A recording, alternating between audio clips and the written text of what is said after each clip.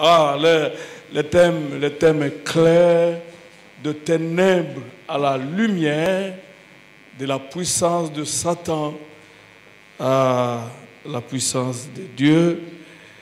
Et le texte de base, c'est Actes des Apôtres, chapitre 26. Nous allons commencer à partir du verset 12.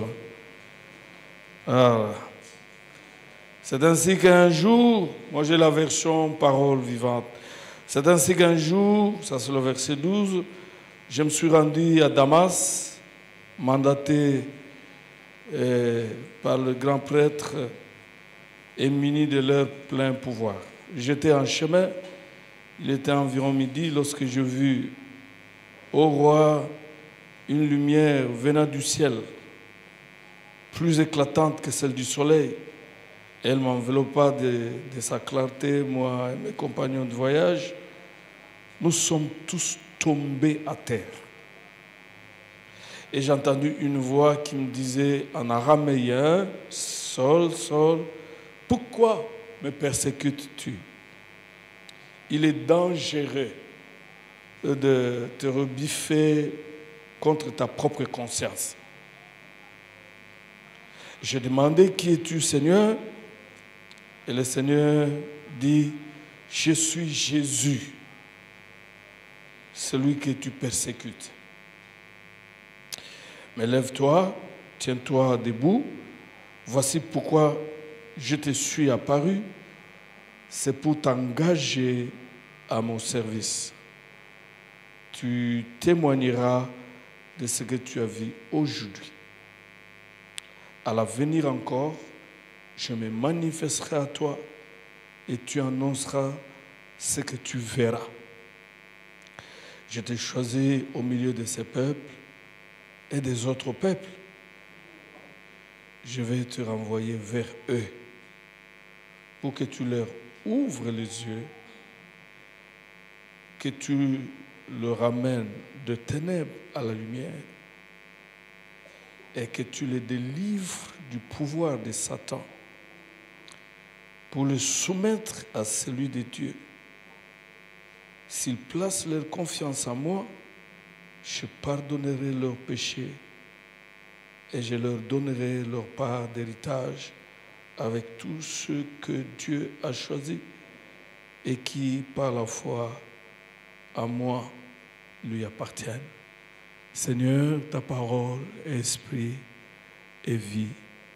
Sanctifie-nous par ta parole. Au nom de Jésus-Christ.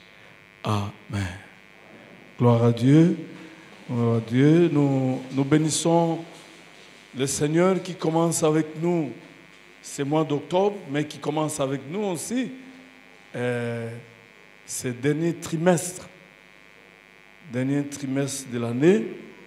Nous sommes convaincus que le Dieu qui a commencé avec nous nous fera parvenir à la fin de cette année. Et il est tout-puissant, il est capable. Quand nous lisons ce texte, il s'agit de témoignages de l'apôtre Paul devant le roi Agrippa. Il est arrêté à cause de l'évangile. Et il témoigne comment il a persécuté l'Église, comment il a prouvé le meurtre des chrétiens. Et là, il avait toutes les autorisations des responsables de l'Église. Il s'est dirigé à Damas pour arrêter le chrétien. C'est en plein midi, en cours de route, finalement, qu'une lumière éclatante est descendue du ciel et lui et ses compagnons sont tombés par terre. Et l'opération de la conversion a commencé là-bas. Il raconte cela. Il avait l'assurance des autorités humaines. Ils avaient planifié les choses pour faire du mal aux chrétiens. Mais il s'est arrêté en cours de route. C'est comme ça que je proclame pour toi aujourd'hui. Tout ce que tes adversaires planifient ne réussira jamais. Amen. Alléluia. Amen. Les chrétiens de Damas, ils ne connaissaient rien. C'est comme on est là. Mais du moins, le propriétaire qui est Jésus connaissait tout. Et il suivait ces hommes. Il les a arrêtés en cours de route.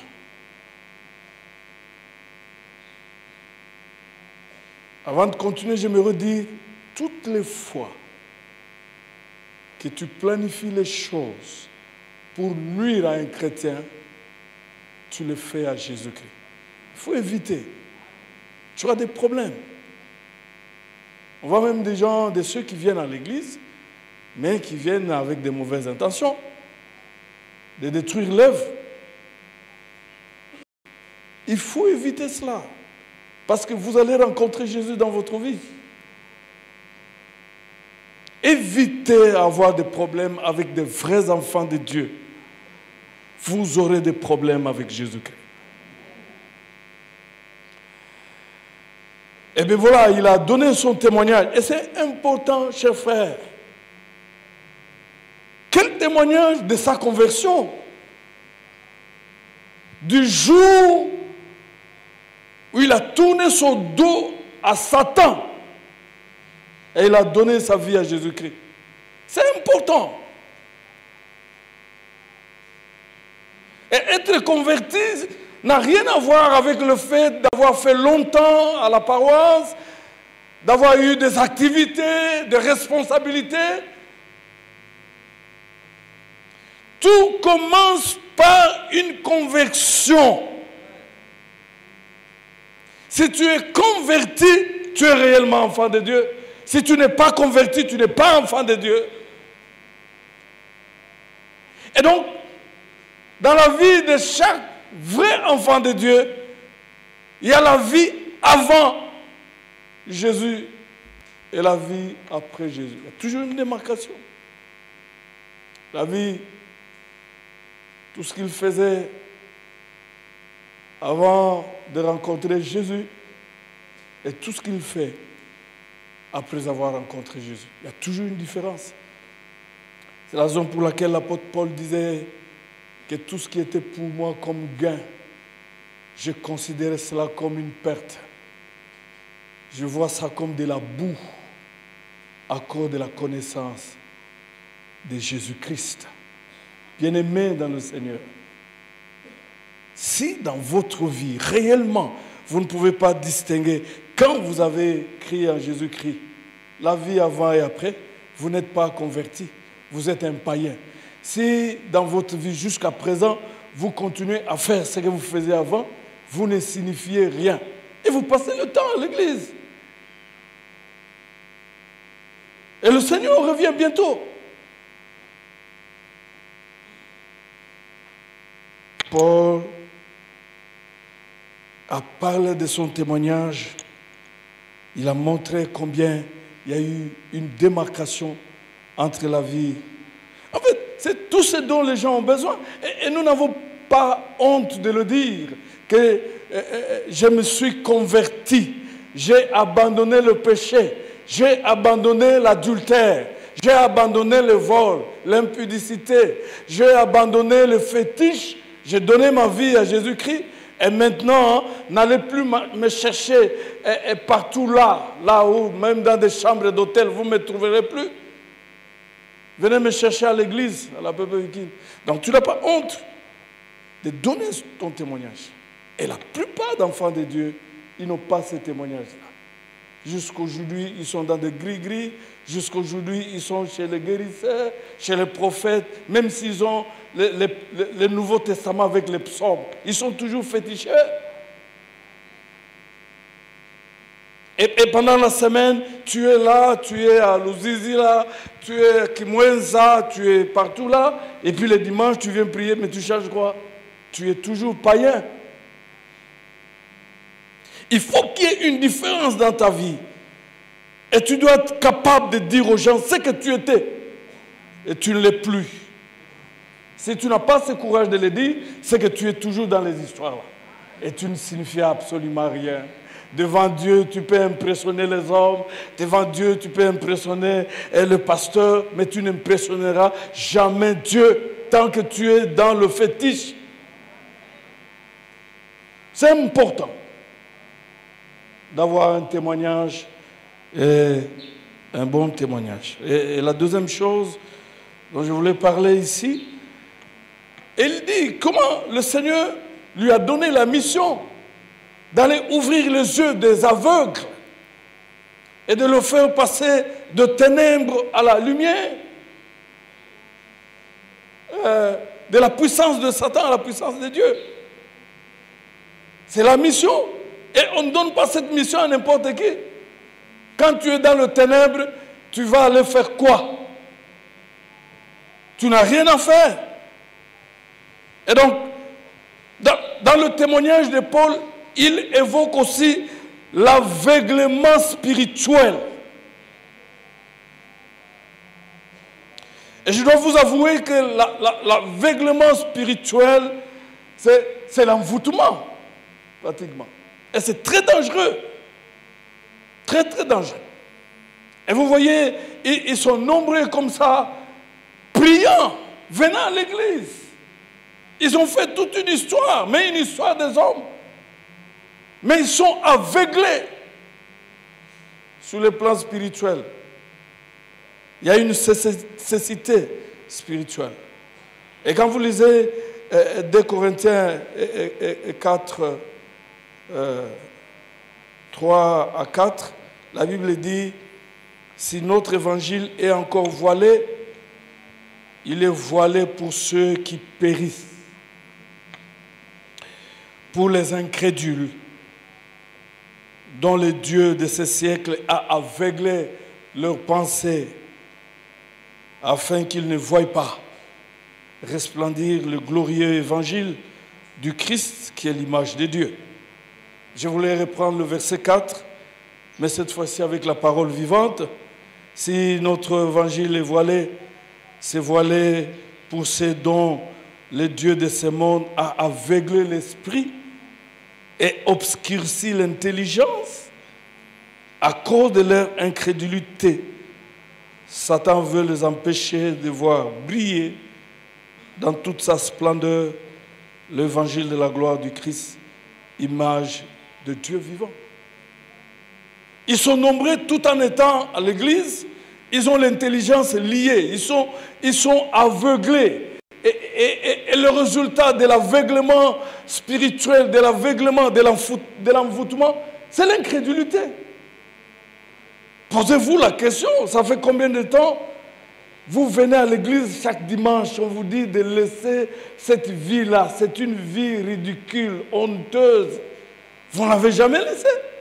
Pourquoi? Parce que l'intelligence est liée. Vous êtes aveuglé et vous êtes incrédule pour rien. Incrédule pour rien. Depuis quand vous priez dans cette paroisse? Mais vous étiez féticheur, vous étiez dans la magie, vous êtes toujours là, jusqu'en ce jour. Vous êtes content? Pourquoi? Parce que le diable vous a eu. Votre intelligence est liée. Vous êtes incrédule. Vous ne pouvez jamais croire et venir à la repentance. Parce que la repentance commence au niveau de l'intelligence. Ça touche la volonté et puis les émotions. Ce que vous avez rencontré là, c'est une repentance émotionnelle qui n'a rien à voir tant que ce n'est pas passé par l'intelligence.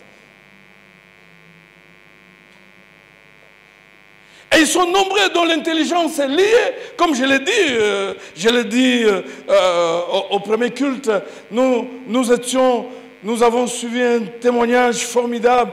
Un jeune homme qui est né le seul garçon dans une famille avec des filles, avec la pauvreté. Il a prié. Il ne voyait pas quoi faire pour aider ses soeurs. Mais finalement, il a eu l'idée d'aller rencontrer un prêtre pour partager le problème. Mais le prêtre l'a dit, mais tu donnes autant de personnes tuées. Il dit, mais je viens justement chercher l'argent pour eux. Il dit, non, mais c'est simple. Tu suis, vérifie de près les périodes, dates, et puis tu vas amener. Et puis il a fait cela. Toutes ces sœurs ne mettaient pas au monde. Alors que finalement, le monsieur avait beaucoup d'argent, le diable avait lié l'intelligence, le diable avait bouché les oreilles. Il peut être dans un dimanche comme ça, on prêche, il n'entend pas. Mais gloire à Dieu, ce jour-là, il y a eu la puissance de l'évangile. Une puissance qui est descendue d'en haut, qui a débouché les oreilles. Il a entendu l'évangile. Il s'est repenti. Il a abandonné tous ces péchés-là. Il a confessé publiquement. Parce que la Bible dit que je n'ai point honte de l'évangile. C'est une puissance de Dieu pour le salut de quiconque croit. Quand le diable a lié ton intelligence, tu es incrédule. La preuve est que tu es là. Tu es dans l'adultère, tu es dans le mensonge, tu es dans la corruption, tu es dans la magie. Tu n'as jamais abandonné la magie jusqu'aujourd'hui. Vous savez ce qui compte? Ce qui compte, ce n'est pas ce que tu fais en public. Ce qui compte plus, c'est ce que tu fais en secret. Parce que Dieu voit dans le secret. Et si dans le secret, tu es dans le péché, si dans le secret, tu es dans l'occultisme, si dans le secret, tu es dans la magie, si dans le secret, tu es dans des débauches, allant dans des chambres d'hôtel, tables d'hôtel, même quand tu es en voyage, tu caches ta bague. Mais Dieu, il te voit là-bas. Quand tu viens même après le voyage comme ça, tu ne signifies rien. Je voulais t'informer que tu es zéro ce matin, tant que tu ne te convertiras. Et le diable, il lie l'intelligence. Vous avez beaucoup d'incrédules dans l'église. Des fois qui se contentent de responsabilités, des postes à l'église, même quand bien même ils ne sont pas payés. Il n'y a que le pasteur qui est payé. Quand tu te contentes seulement de tes responsabilités là à l'église, mais tu es dans l'occultisme, dans le fétiche, tu ne fais rien. Vaut mieux rester à la maison que de venir. Vaut mieux rester à la maison. Et c'est la raison pour laquelle c'est le Seigneur Jésus qui dit, va ouvrir l'intelligence des aveugles. La vie chrétienne commence par cette délivrance au niveau de l'intelligence. Chers frères dans le Seigneur, tu peux être intelligent, mais avec une intelligence obscurcie. Vous n'avez jamais eu le temps de vous poser des questions comme moi? Des gens intelligents, des savants qui nous ont amené toutes les théories scientifiques ici, mais qui aujourd'hui, dans la plupart des pays occidentaux, soutiennent l'homosexualité. Et vous avez un responsable, maire de la ville de Paris, mais aussi il déclare, il ne faut pas avoir honte pour dire publiquement ton orientation sexuelle. Quelle orientation sexuelle? C'est de la bêtise. Des gens intelligents, même les animaux ne peuvent pas faire cela. Et maintenant, ils sont en train de faire pression à des ONG qui sont dans des pays sous-développés. Avant de vous accorder le financement, vous devez accepter cette histoire-là. Tous ceux dans des pays occidentaux qui votent ces lois pour soutenir l'homosexualité, mais des fois, ce sont des professeurs d'université. Des fois, ce sont des magistrats, ce sont des juristes, ce sont des médecins qui soutiennent cela. Que je peux avoir mon mari, un autre homme. Je peux avoir ma femme, une autre femme. Et maintenant, pour avoir les enfants. Et les enfants, il faut les adopter. Bêtise. Parce que Dieu a créé le mariage hétérogène. Et cette histoire de l'homosexualité, c'est arrivé même ici. Moi, je reçois les gens, les jeunes gens, qui sont menacés par l'homosexualité ici à l'université de Kinshasa. Ce n'est plus des choses cachées. Une intelligence aveuglée. Parce que la Bible déclare, celui qui est réellement intelligent, c'est celui qui connaît Dieu. Celui qui connaît Dieu. Voyez-vous, tous ceux qui sont dans l'occultisme, la rose-croix, mais la rose-croix, on vient, on maquille. Non, c'est pas la magie, c'est la recherche de la connaissance. Quelle connaissance? C'est quelle connaissance? C'est la magie. Il n'y a pas une histoire de connaissance. Tu veux avoir une vraie connaissance, mais viens à Jésus-Christ, qui est le maître de la science. Le maître de la science. Quand l'intelligence est liée, tu es aveugle. Quel que soit le diplôme que tu as, tu es aveugle. Tu es aveugle. Comment toi tu es élevé en dignité? Tu es derrière des petites filles qui ont l'âge même de tes petites filles. Et tu es content de tes habiller, après tu transpires. Bêtise. Bêtise. Intelligence aveuglée. Intelligence aveuglée. Ou de passer tout le temps en train de saluer Marie. Je vous salue, Marie, je vous salue.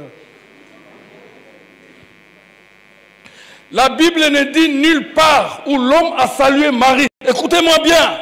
C'est l'ange qui a salué Marie. Un point, un trait, les choses sont terminées là-bas.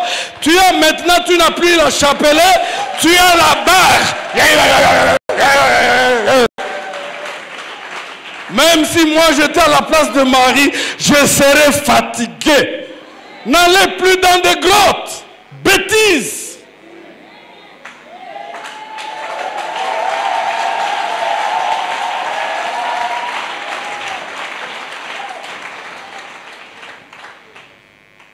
Oh non, si tu meurs, tu te transformes en chèvre et tu reviens sous forme de chèvre. Ce ne sont pas des chèvres qui sont dans des sectes là. Tu reviens, la réincarnation. Il n'y a que Jésus qui s'est incarné. Le reste, c'est la bêtise. C'est inutile. Et vous voyez, les intellectuels, ils sont derrière. Et ils soutiennent ça. Je l'ai dit parce que je dois avoir un cousin qui est dans ces histoires de bêtises ici, qui aujourd'hui, il a fait la vaisselle, il est comme ça. Je ne sais pas s'il est ici ou en Afrique du Sud. Venez à Jésus. Même vous qui êtes là, qui sont dans des fétiches, venez à Jésus. Venez à Jésus. Vous voyez des gens, ils disent non, nous n'allons pas porter les habits, nous allons porter des sacs. Parce que les habits, c'est fabriqué par le blanc. Mais ils continuent à prendre l'eau de la régie des eaux. Ils continuent à entrer dans des véhicules. Mais les blancs ont fabriqué même des véhicules. Quand ils quittent ici pour rentrer dans le Bas-Congo, ils ne rentrent pas à pied. Mais seulement avec des sacs dans des véhicules. Inutile. C'est là où le Seigneur Jésus dit, libère l'intelligence des gens. Chasse l'envoûtement pour qu'ils sachent que le salut n'est qu'en Jésus-Christ. Le salut n'est pas à Simon Kimbangu, le salut n'est même pas au pape, le salut n'est même pas au pasteur, mais le salut est à Jésus-Christ. Et après, il dit, ce n'est qu'après, il pouvait être transporté de ténèbres à la lumière, et de la puissance de Satan à la puissance de Dieu. Une véritable conversion. En fait, la lumière symbolise la sainteté, la lumière symbolise la vérité, mais en fait, c'est Dieu qui est l'incarnation même de la lumière. Et Jésus-Christ est la lumière du monde. Les chrétiens aussi, les vrais chrétiens, pas les faux, mais les vrais sont les lumières du monde. Donc, un véritable enfant de Dieu qui est sauvé, il est passé de ténèbres à la lumière. Mais c'est curieux, chers frères. C'est curieux de voir les uns comme les autres. Ils prétendent être sauvés, mais ils sont encore dans des trucs inutiles.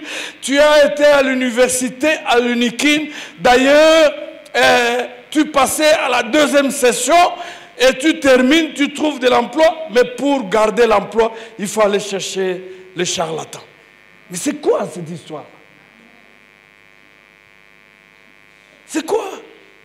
Allez poser la question à tous ceux qui sont dans l'occultisme, qui recrutent même à l'université les étudiants d'esprit faible. Ils ne choisissent pas des étudiants bourriques. Mais ils sont incapables de donner de l'intelligence. C'est quoi cette histoire? Le salut signifie tu n'as plus rien à voir avec le ténèbre. Tu n'as plus rien à voir avec le péché. Tu n'as plus rien à voir avec la malédiction. Tu n'as plus rien à voir avec tout ce que le diable peut faire et contrôler ta vie. Celui qui est sauvé, c'est Satan qui contrôle sa vie, lui donner des ordres. À Kisangani, je rencontre le papa est cordonnier, il a eu des fétiches. Tous les enfants sont des infirmes, des coca. 12. Et des filles et des garçons. Combien j'étais énervé parce qu'il est resté toujours coordonné. Pas de promotion, mais seulement de sacrifice. Le salut, c'est quitter de la puissance de Satan et être libre. La liberté, c'est la vie. Un véritable enfant de Dieu ne vit pas sous l'oppression du diable, sous la pression du diable, sous les commandements du diable, mais il vit sous l'ordre du Saint-Esprit. Et la Bible déclare que là où il y a l'Esprit de Dieu, il y a la liberté. Vous sentez que vous êtes passé de ténèbres à la lumière. Quand vous sentez la liberté, vous sentez que vous êtes libre. Vous n'avez pas des injonctions à recevoir de qui que ce soit. J'ai rencontré des gens qui étaient dans des fétiches, qui ont eu beaucoup d'argent, qui ont construit des maisons à Mbiza. À l'époque, des belles maisons, c'était à Gombe à Mbiza, mais maintenant, c'est même à Rigini. Mais ils ont reçu l'instruction de passer la nuit dans des toilettes. Chers amis, ne vous réjouissez pas en voyant les gens se promener carrosse. Tous ne sont pas libres. Il y a de ceux qui souffrent. C'est pourquoi je me bats aussi pour rouler carrosse avec Jésus-Christ. Rouler carrosse. Et ils ont sacrifié les gens pour avoir cette histoire de véhicule qui va tomber en panne.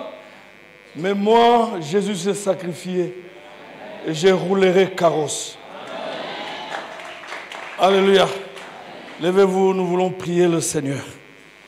Tu dois être rassuré que tu es passé de ténèbres à la lumière. Ce n'est plus le diable qui contrôle ta vie. Tu n'es pas au service du diable. La Bible déclare, nul ne peut servir 2 maîtres à la fois. Tu te trompes quand tu penses que tu trompes Dieu. Tu en auras pour ton compte parce qu'on ne se moque jamais de Dieu. Ce que tu sèmes, tu récolteras. Aujourd'hui, c'est dimanche, je suis venu pour toi. Qui est longtemps resté à l'église, des fois tu as des responsabilités, mais tu es dans des histoires inutiles. Alors que le Seigneur revient bientôt, il peut revenir demain. Alors que le monde est mûr pour le jugement, tu es toujours là, tu as trop blagué. Et la Bible dit qu'aujourd'hui, si vous entendez sa voix, n'endurcissez pas votre cœur. N'endurcissez pas votre cœur. Vous passez le temps inutile. Levez vos mains. Gloire à Dieu. Fais cette prière. Seigneur Jésus, je te bénis. Et je comprends pourquoi tu es venu sur la terre. C'est pour faire déménager les gens, les hommes, les femmes de ténèbres et le transporter à la lumière c'est pour faire arracher les hommes, les femmes, de la puissance du diable, afin de les amener sous le contrôle de Dieu. Je déclare que tout ce que je suis, tout ce que j'ai, ne doivent pas être contrôlés par Satan. Ma vie, mon avenir, mes affaires, mes finances ne doivent pas être contrôlés par le démon. Parce qu'à la croix, tu as détruit les œuvres du diable. Tu as dépouillé son autorité. Tu l'as vaincu. Les œuvres du diable ont été effectivement détruites. Et je te bénis de constater que même son autorité a été anéantie. Tu l'as vaincu. Et je le considère comme un ennemi vaincu. Je déclare, j'étais captif, mais Christ m'a libéré. J'étais maudit par le péché et la maladie, mais Christ m'a libéré. Il a ôté cette malédiction et il m'a affranchi. Je déclare, j'étais lié, j'étais emprisonné, mais Christ a brisé les chaînes. J'étais malade, il s'est chargé de mes maladies, il les a enlevées loin de moi. Et c'est par ce maître sûr que je suis guéri. Je déclare, je sais que Christ a mis Satan et tous les démons sous mes pieds. Je déclare que je suis considéré vainqueur et par Dieu et par Satan. Je déclare, j'ai été libéré. J'ai été libéré. Je suis libre. Élève tes mains, loue le Seigneur. Oh, gloire à Jésus.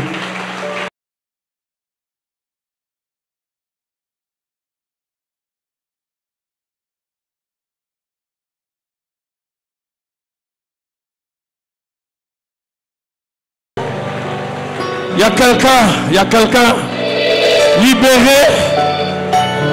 Oh, les prisons du diable tombent maintenant. Toutes ces prisons tombent. Au nom de Jésus-Christ. Au nom de Jésus-Christ. Au nom de Jésus-Christ. Toute cette malédiction est chassée. Au nom de Jésus-Christ. Les chaînes sont brisées. Parce que Christ est apparu pour détruire les œuvres du diable. Tu es déclaré libre ce matin, libre de la magie, libre de l'occultisme, libre de fétiches, libre de toutes ces choses, libre des lois de ta famille. Tu es libre. Et ton intelligence est libérée. Tu es libre. Car là où il y a le Saint-Esprit, il y a le Saint-Esprit, là où il y a la liberté, tu es libre. L'oppression est détruite dans le nom puissant de Jésus. Même la dépression et toute les pressions démoniaques, ils sont brûlés ce matin. Reçois la guérison, reçois la délivrance, reçois la liberté. Christ est mort sur la croix pour cela.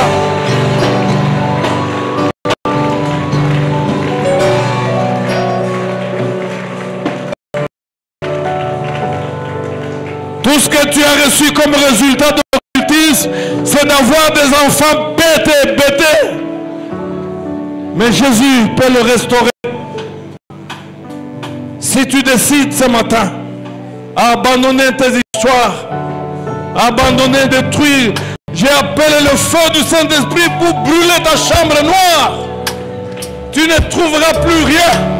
Cette chambre noire, même dans le bureau, est brûlée maintenant.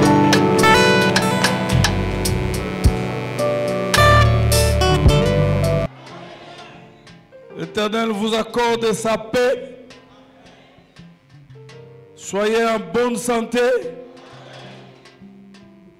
Le monde des ténèbres est sous tes pieds. Avance, progresse et prospère à tous égards. Et sois béni en toutes choses. Oui, le bonheur et la grâce m'accompagneront tous les jours, tous les jours, tous les jours, toujours. Oui, le bonheur et la grâce m'accompagneront le mois d'octobre, le mois de novembre, le mois de décembre, au nom de